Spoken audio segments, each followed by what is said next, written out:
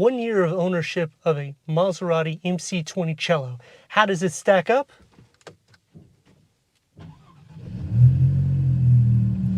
I'm Anthony from Supercar Throttle, and I'm going to go over all the details of owning an MC20 Cielo. By now, everybody knows these vehicles touch over 300 grand, a full PPF anywhere from $10,000 to $15,000, 621 horsepower, 538 pound-feet of torque. That's paired with a 8-speed dual-clutch automatic transmission. Owning it for 1 year, 940 miles is what I put. Service for the vehicle costs over $2,600 for the first maintenance, and the next year is going to be more into the $5,000 price. Tires for the vehicle, brakes for the vehicle. We're going to go over all of these things and what I have learned in the 1 year of ownership with this. Is it a comfortable vehicle? Not on a brick road, but on a normal driving asphalt, it does a pretty decent job. It's actually one of the most comfortable supercars on the market. Braking on the vehicle, it's not as good as my Maserati Ghibli that I gave to my son, but you could always get the carbon ceramic brakes. I chose not to get that when I ordered this particular vehicle because I wanted to stay at a certain price point. Now, obviously, this vehicle has a wow factor. I mean, you got the butterfly doors, but one issue that happens is 6'3". It's a little bit of work to get out. If you have any herniations, it's obviously going to hurt. The other issue is using this as a daily driver. It can be done, don't get me wrong, and I'm sure people in the comments are going to say, if I had it, I'd drive it all the time. But the major issue is the clearance. It does have a lifter. It doesn't store any data, unfortunately, so you have to push it all the time, and it will only work up to 25 mile per hour speed. Once you pass that, it will lower back, and this is the main reason why, is if you look at the undercarriage, the bumper literally goes all the way down. So it's all the way to about half of the front overhang. And unfortunately, the front can't really store anything. I do have a trickle charger, so that definitely helps because I keep the vehicle parked the majority of the time. It has a full PPF, which after a year, you could start seeing some of the lines that are coming into play, especially here on the front. And the issue that I have with it is I wanted a full PPF, but they only come to about right here in the front lip, which is only about a finger deep. So therefore it does easier to scratch. And these bumpers to replace, they're over $5,000. And I get it. You're probably thinking, well, you own an MC20. You knew what you were getting in bed with, but you don't necessarily know what you're getting in bed with until you physically see it and drive it on a daily basis. We did add the Trident badging in the back. That's an upgrade. The carbon fiber spoiler, that's an upgrade. We blackened out the tail lights, blacked out exhaust. That's an upgrade. The lower diffuser. If you add the carbon fiber package, this would be carbon fiber as well as the side skirts, but that's over 60 grand of an upgrade. And some of the prices is pretty freaking crazy on this car. Is it practical? Not by any means. I mean, you could literally just fit maybe a bag or two here. This is my gear. I can't even fit any drinks if I needed it, which gives you a side to side at 37.5 inches. A front to back, not very impressive at maybe 17.5 inches. A depth just over 9 inches. Because you have to be able to close this, with a total opening of maybe 19 inches. Carrying on with more upgrades like these 20-inch Corsa wheels, the red calipers that's painted. At some point, it's nickel and diming, and that's kind of where I'm getting at with the vehicle, because you don't get a lot of standard amenities when you go into supercars. Even these sports seats, that's an upgrade. The carbon fiber inserts, that's an upgrade. With upgraded sono fibers, every time you start the car, you need to accept or just wait for the screen to go. And I've actually had the screen not work, which you will have to hold the button. You push this down for about 35 seconds to a minute, and it'll reset the system.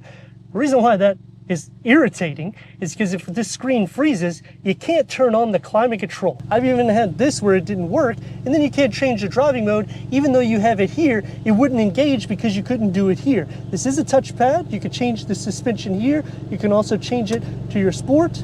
Hold it down, and now you're at Corsa, which will give you the full performance.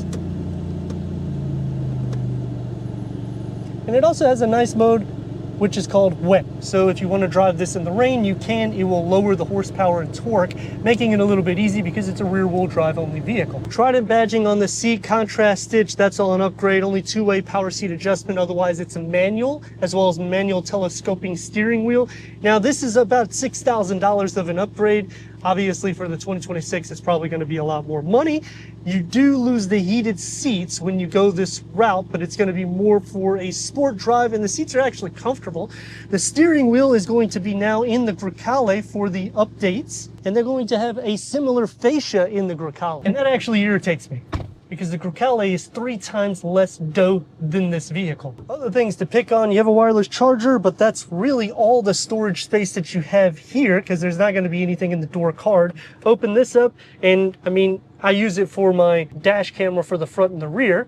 Digital rear view mirror, that's going to be standard auto dimming rear view mirror with the home link, and only one cup holder. And if you have the top down, it literally will blow out of the cabin if it's empty. It doesn't come standard with the 360 camera, only a reverse camera. The trajectory does expand, and it doesn't cover up the whole screen.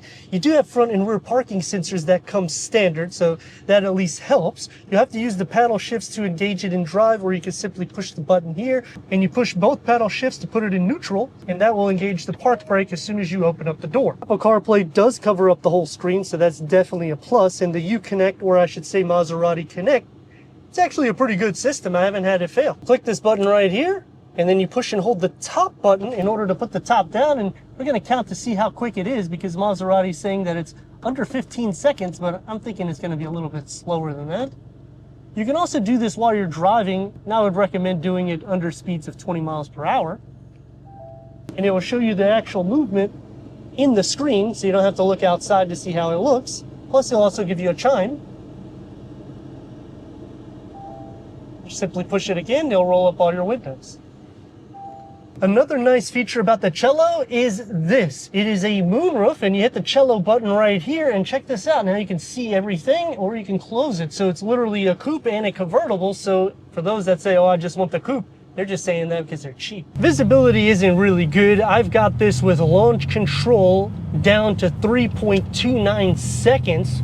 I thought that was super fast, considering this is a convertible and it weighs a little bit more. But because of the suspension lowering and raising once you go past 25 miles per hour, I live on a brick road. It makes it quite difficult, especially if you are going over any type of potholes or anything like that. You're gonna literally just bust the wheel, and you could rip the whole front overhang. Then you also have to be concerned about the diffuser, because that can be over $20,000 to fix also.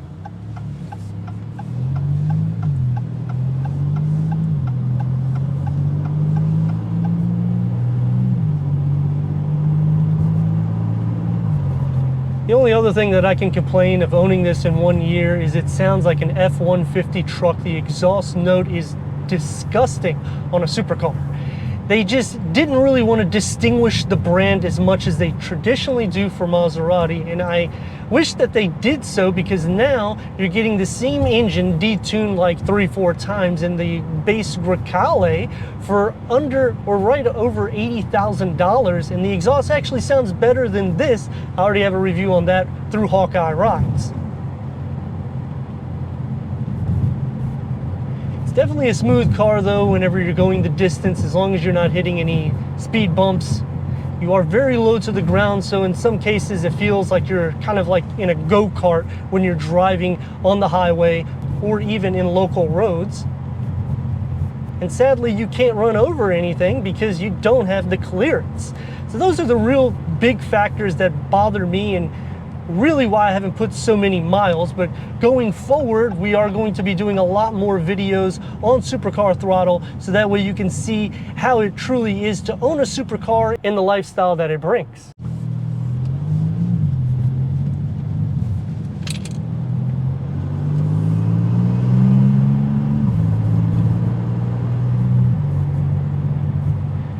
Anytime you get a supercar, don't expect it to be quiet or something that's going to sip fuel. You know what you got.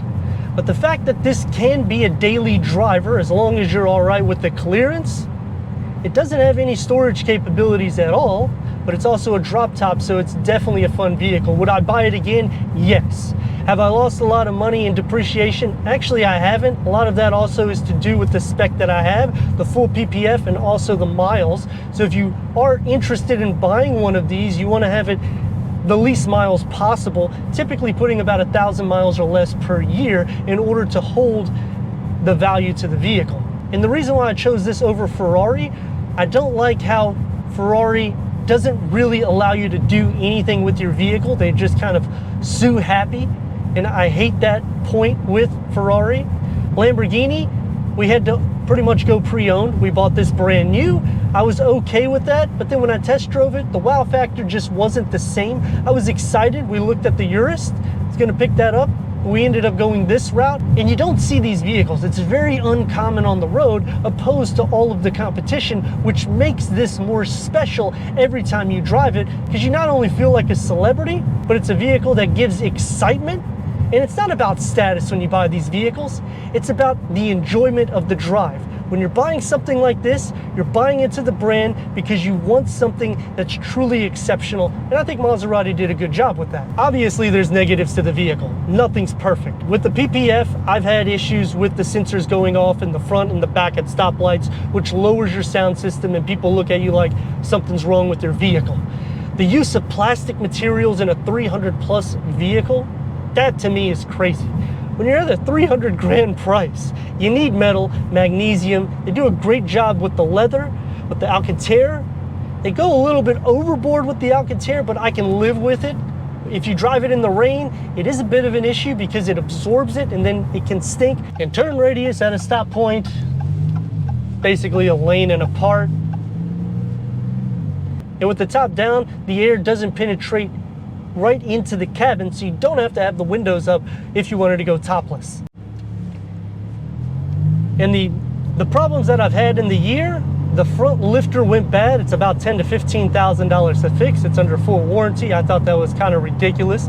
Apparently it leaked out all of the fluid and just went bad. They didn't necessarily say it was a common issue, but it was a bit irritating. I've had to take this to the dealership, I would say at least 10 to 15 times over little things with the PPF, with electronics. And if you use the cargo, everything gets completely hot because the engine's in the back. You can't use the frunk for anything because there's no space. But let me know your thoughts in the comments. If you're new to the channel, click the subscribe button.